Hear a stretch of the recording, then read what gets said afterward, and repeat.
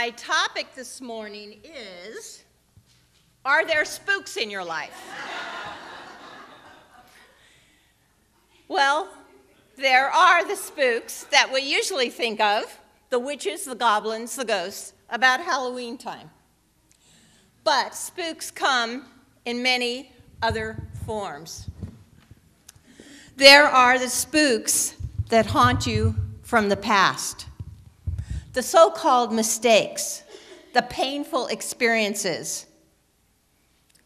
Are you keeping them alive by reliving them?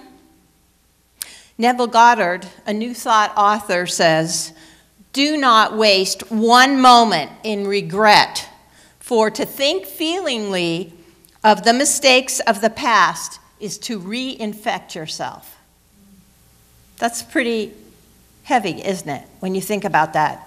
Do we realize we're doing that? Well, another spook, kind of a nasty one, is anger. And the Buddha says of anger, holding on to anger is like grasping a hot coal with the intent of throwing it at someone else, but you are getting burned. And then there's kind of a subtle spook, clutter. If your office and your house are so cluttered, that spook brings up the anxiety and blocks good from coming your way. But the most powerful spook of all is fear. And fear comes throughout the year.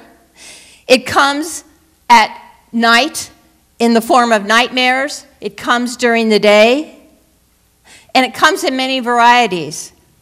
Fear of rejection, fear of not being worthy, fear of death, fear of loneliness. Well, what seems to be true of spooks, angers, and fears is that the more we pay attention to them, the more power they have. In Job we read, "For the thing that I fear comes upon me, and what I dread befalls me." In fact, this empowering allows fears to invite their brothers and sisters, so that we find fear dominating a large portion of our lives.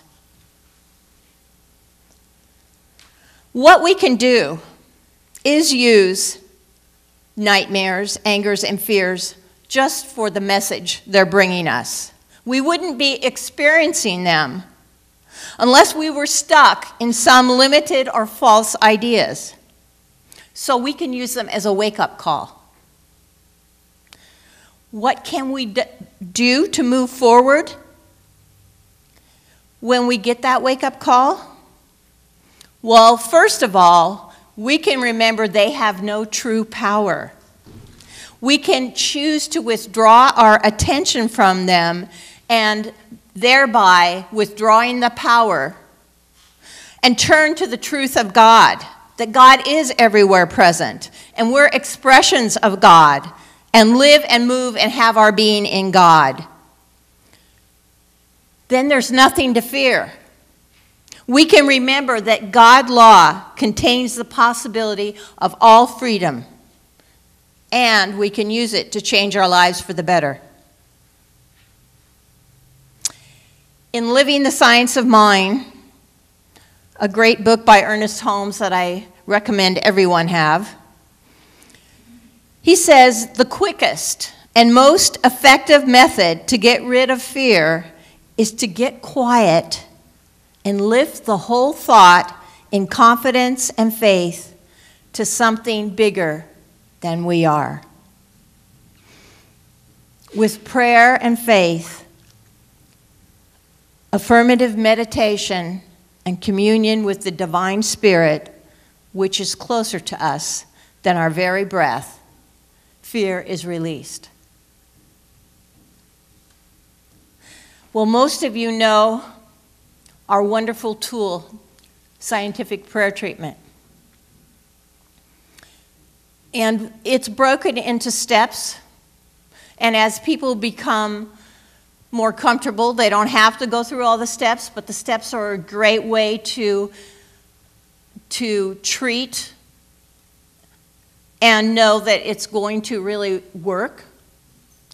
And the first step in treatment is the recognition of the divine, of the creative consciousness, that infinite spirit everywhere present. And what's interesting is that many of the people who are first learning to treat say this in their head and quickly move to the next step. But one of the important parts of treatment is to get to the feeling.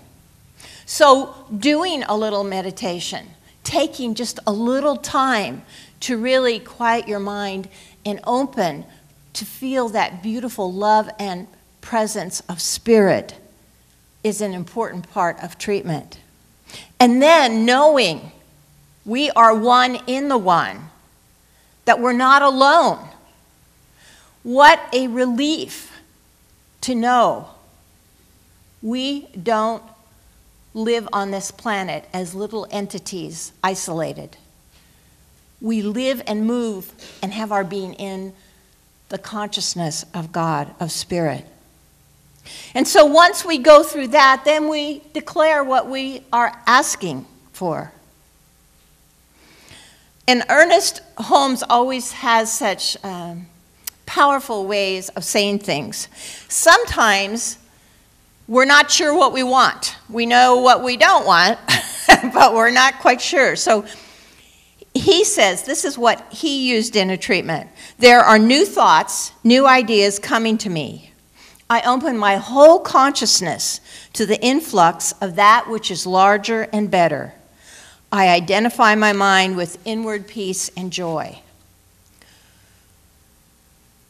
And so knowing this, we're opening, we're declaring to God law, to that infinite spirit, this is what I accept for myself.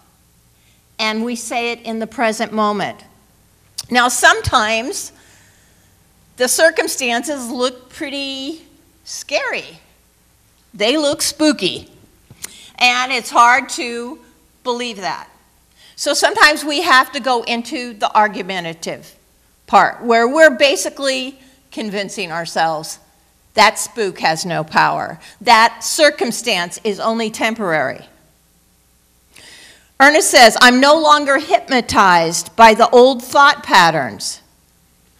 I'm no longer bound by those precedents.